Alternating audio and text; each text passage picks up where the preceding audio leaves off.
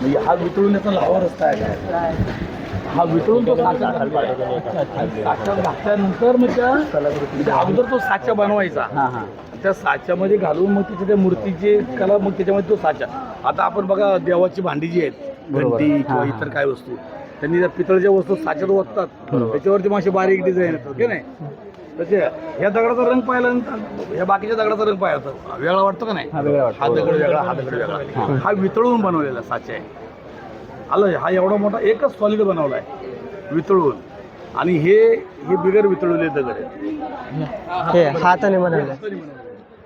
आणि हा वितळून याच्यावर जास्त बारीक डिझाईन्स वगैरे दिले. आणि एक असं सिंहासनासारखं किंवा काहीतरी हे असेल म्हणतो ना आपण, साधना जगन्नाथाची रत्नवेदी कशी आहे, सिंहासन, ते असं घडी जुन्या वाड्यांमध्ये आंघोळीसाठी दगड पण आहेत बघा, ते डिझाईन ते एवढे मोठे असतात, छोटे असतात, डिझाईन असतात. आता जर याची मंदिराची चौकट पाहिली ना तुम्ही ह्याच्यामध्येच बघा, तिकडून दगडामध्ये फरक आहे.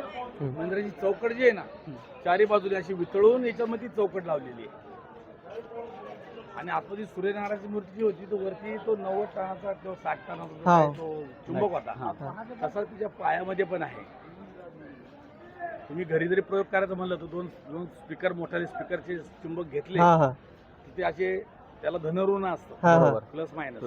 ते असं केलं तर ते चिपकणार, तो उलटा केला तर तो फेकतो बाजूला, आहे ना. ज्या बाजूला चिपकतो ना त्या बाजूला असं धरायचा, आणि मध्ये तुम्ही तो दुसऱ्या चुंबक मध्ये तयार केलेली मूर्ती, चुंबकाच्या दगडामध्ये तयार केलेली मूर्ती, जसं ते स्पीकरचं चुंबक जो आहे तो साच्यामधून तयार करून काढतात, पावडर पासून साच्या प्रेस करतात त्याला, आणि तो प्रेस करून तो चुंबक तयार होतो स्पीकरचा मागचा गोल. तशी मूर्ती पण ती साच्यामध्ये प्रेस केली, आणि ती मूर्ती आणि हे आणि कडनी सगळे खांब होते मंदिराच्या आतून गाभाऱ्यामध्ये, सगळे खांब ते त्याला ढकलायचे. म्हणजे चारी बाजून ते मूर्तीला ढकलायला मूर्ती कुठं सटकत होती. वरचा चुंबक खालचा चुंबक काय करायचे, त्या मूर्तीला वर ओढून धरायचे, त्यामुळे मूर्ती हवेत तरंगायची सूर्यदेवाची, सूर्यनारायणाची. आलं लक्षात. आणि बाकीचं मग आता हे ज्या चाकं आहेत त्याच्यावरून वेळ काळ काढायची, मिनिट काढायची, किती वाजून किती वाजून त्याच्यावरती आहे. तुम्ही कुठला? आम्ही पुण्याचे. चलो चलते हैं दोस्तों, अंकल ने काफ़ी अच्छा बताया हमारे को, और पब्लिक का आना जाना चालू है यार.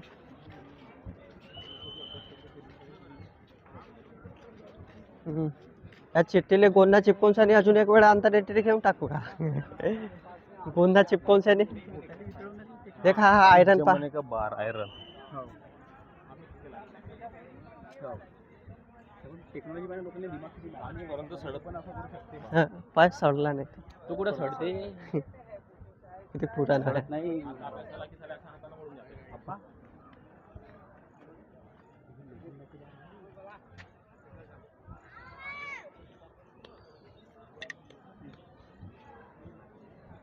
जंग में काही नाही, जंग भी नाही लागत.